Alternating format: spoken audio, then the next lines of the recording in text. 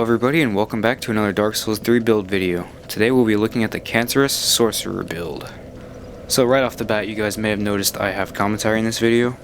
I didn't like the subtitles at all, and so I went ahead and picked up a mic. So I think this is a lot better. You guys let me know in the comments if you think this is better or if I should continue using subtitles. So in terms of PvP, this build is it's okay. The reason I say it's okay is because it's really hard to actually hit people with the sorcery, I found, because the lag most of the time it just kind of doesn't register that it hits, or they roll through it and it's really easy to avoid. But that's kind of the main reason why we have the Moonlight Greatsword. This build has a potential to one-shot, but you have to have the right stats along with the Crystal Homing Soul Mass and the Crystal Soul Spear. They both have to hit at the same time, of course, which is really hard.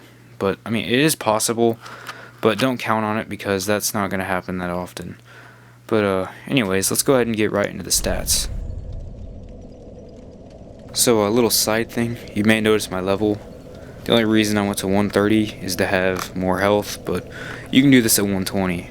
But, anyways, so, as far as stat-wise go, I think it's pretty balanced, honestly. I mean, there's not really a whole bunch I would actually change about this.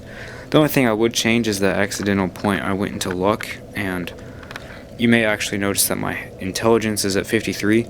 That's because of a ring I'm wearing, and we'll get into that in a little bit. So let's go ahead and get to the equipment. So for the main weapon of this build is the Moonlight Greatsword.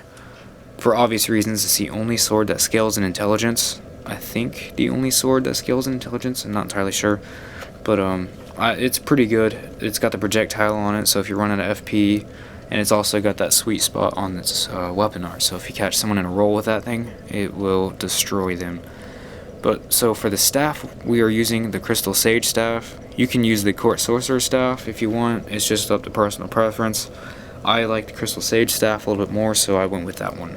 For armor, really the only thing you need is the Crown of Dusk. For the rest of the armor, you can use whatever you want. I was using Elite Knight armor, but later on in this video, I actually switched to brass armor so I can get a little bit more damage resistance, but that's really the only reason. So, for the rings, we have the Young Dragon Ring, we have the Bellowing Dragon Crest Ring, the Magic Clutch Ring, and the Scholar Ring. For the Young Dragon Ring, you can switch that, and same with the Scholar Ring, you can switch it, but I suggest using the Scholar Ring so you can get a little bit more damage. But I mean, you can use the Sage Ring and the Deep Ring if you want to switch those two rings. The only two important ones is the Bellowing Dragon Crest and the Clutch Ring. Those are the only ones that are actually important to this build.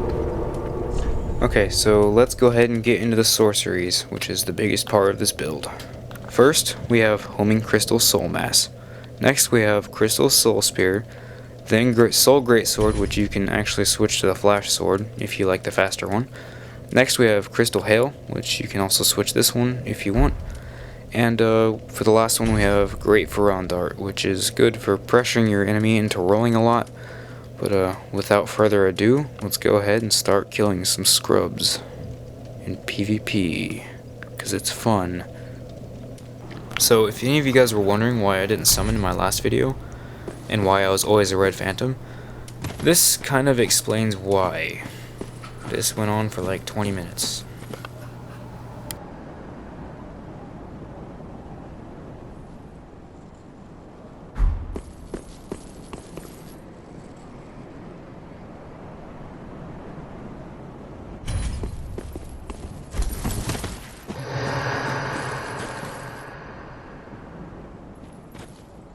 So after that long 20 minutes of being unable to summon people, I finally got the guy to summon.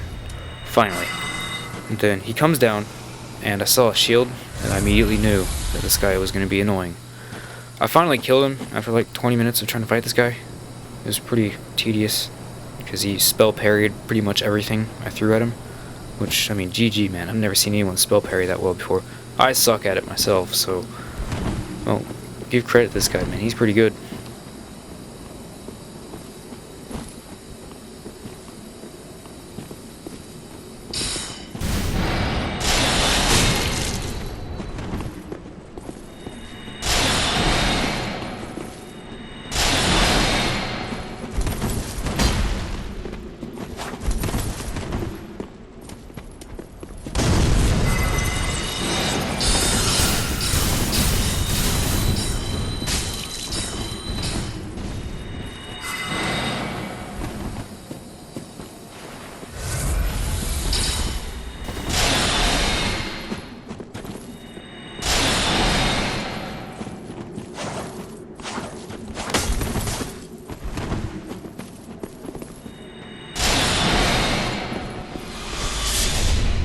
you can kind of see why this build sucks, or why it's hard to use. Not necessarily sucks, but it's just really hard to use because, I don't know if you guys see this or not, but like, I can't hit anything. These spells hit nothing. Everyone just rolls right through them and they're pretty easy to avoid, so that's why I don't suggest this build for anyone that's new to the game.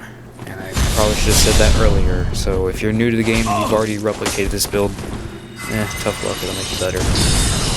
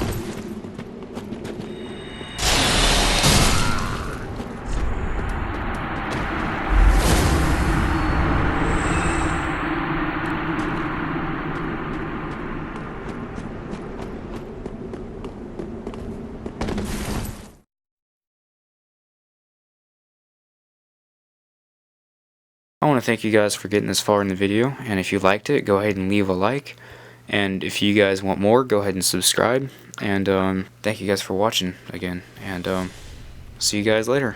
Bye.